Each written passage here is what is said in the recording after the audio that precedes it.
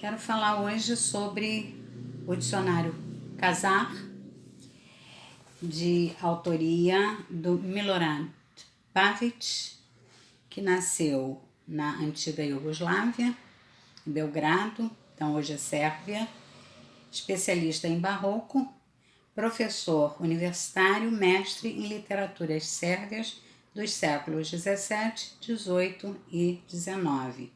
Autor premiado, com esse livro, esse livro foi muito aclamado pela crítica internacional, por aqui ele passou despercebido. Na realidade, eu só conheço uma pessoa que leu o Dicionário Kazar, e por indicação minha. Se estiver vendo esse vídeo, saberá quem é. É um livro muito curioso, é um romance histórico. Aqui ele vem como romance enciclopédia. Com esse nome, Dicionário Kazar, é um romance enciclopédia, mas na realidade, para o nosso melhor entendimento, um romance histórico, quer dizer, uma ficção em cima de um fato histórico, que é o desaparecimento do povo Khazar, ou da conversão religiosa do povo Khazar no século IX, século X aproximadamente. Bem, então, o livro, esse livro eu li em 1991, há 30 anos atrás. E com certeza ele faz parte, ele está entre os 5 melhores que eu já li.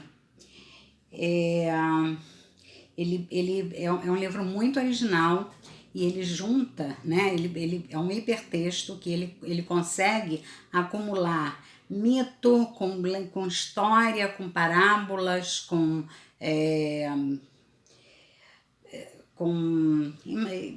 religião, né? Principalmente porque é um tema histórico-religioso. Vamos ver do que se trata. E uma outra curiosidade, 2 curiosidades. Aqui eu tenho, por que eu tenho 2 exemplares?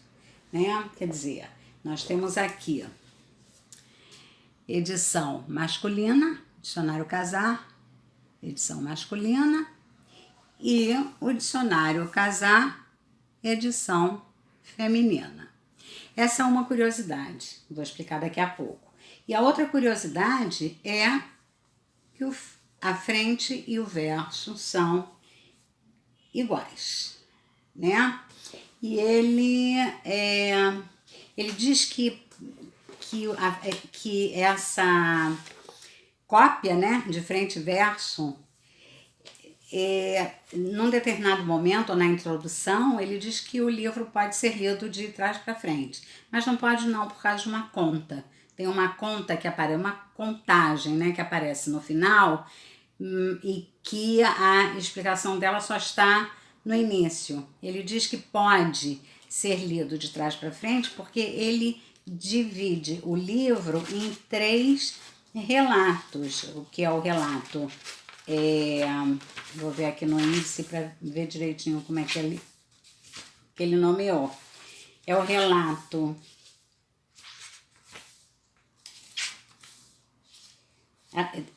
das fontes cristãs sobre a questão que ele chama de o livro vermelho. A segunda parte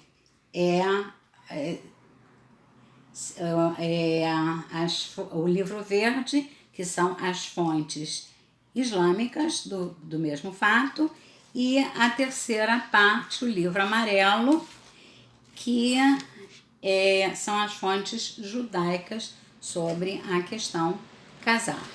E o que é a questão Kazar? Bem, a Khazária ficava entre o Mar Cáspio e o Mar Negro, numa região que hoje é Armênia, Geórgia, que é uma extensão da Turquia. E conta-se, né, quer dizer, esse povo, tem documentos históricos? Tem sim. Documentos de que esse povo teria passado por um processo de conversão. Isso por conversão religiosa. Isso porque o rei conta-se que o rei teve um sonho repetidamente. Ele teve um sonho que ele interpretou como um sonho de aviso, e no sonho um anjo dizia para ele: a sua intenção é aceita pelo Criador, mas a sua ação não é. A diferença entre a intenção e a ação. E essa frase, assim, muito bem formulada, ela voltava repetidamente em sonhos. E ele entendeu que a ação seria a ação religiosa. E aí ele promoveu um debate, um debate chamado a polêmica casar. Hoje, em língua portuguesa, é conhecido, né? O conceito ficou conhecido como a polêmica casar, que é um debate que ele realizou entre 3 representantes das 3 religiões ocidentais: o judaísmo, o cristianismo e o islamismo. E cada um expunha, né, cada representante da sua crença expunha para o rei a sua religião. O que ocorre nesse livro, quer dizer, são que aí entra a ficção, né? Até agora é história. Esse povo desapareceu ou passou por um processo de conversão religiosa, é o que se supõe. Mas a partir de agora é a ficção, porque esse gênio, né, essa pessoa, Milorad Pavic, esse autor, ele relata que esses 3 representantes foram se reencontrando, eu já não me lembro, há 30 anos que eu li o livro, foram se reencontrando, talvez em 2 reencarnações, 2 ou 3 reencarnações. Então poderia ser uma na Idade Média. Eu sei que a última foi na Universidade Hebraica de Jerusalém ou na Universidade de Tel Aviv. Esses 3 representantes foram se reencontrando em reencarnações em vidas posteriores,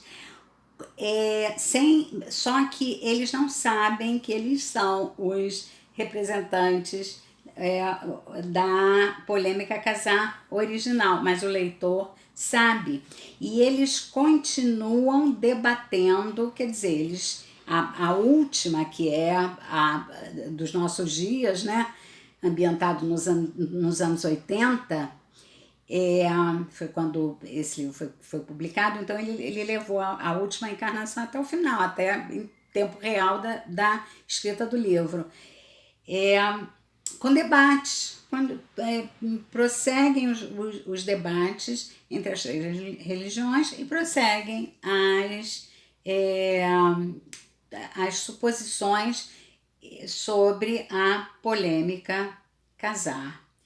Um livro interessantíssimo. E por que edição masculina e feminina? São 15 linhas diferentes, só são 15 linhas diferentes. O livro é exatamente igual, mas tem 15 linhas que são diferentes. E que 15 linhas são essas? E ele aponta essas 15 linhas, ele aponta de uma forma, ele indica de uma forma muito sutil, muito dissimulado no final do livro, para um ouvido ou para um leitor muito atento.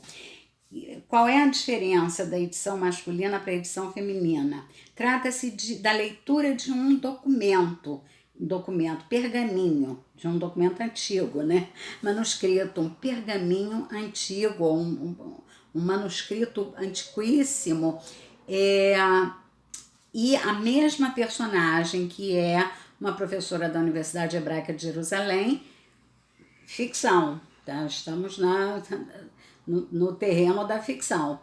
A doutora Dorothea Schultz, a mesma personagem na edição masculina e na edição feminina, ela tem um tipo de reação.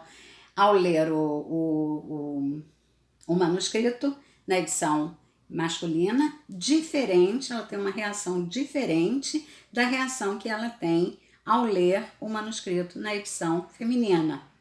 Assim, para encurtar, porque eu não vou ler as duas reações dela ao ler o manuscrito, na edição masculina ela tem uma reação mais racional, né? Quer dizer, ela entra no momento histórico com toda a racionalidade. Já na edição feminina, a reação ao ler o mesmo manuscrito, ela tem, a mesma personagem, ela tem uma reação emocional com o conteúdo do manuscrito. Diferente da reação racional, científica, intelectual, histórica do documento, ela tem uma reação mais emotiva, mais emocional. E tá aí toda a diferença, mas que não muda em nada o desenrolar dos acontecimentos fictícios ou históricos desse livro. Edição esgotada, acho que só é possível encontrar no sebo. Leitura densa, difícil, mas uma leitura encantadora em todos os sentidos. Ele consegue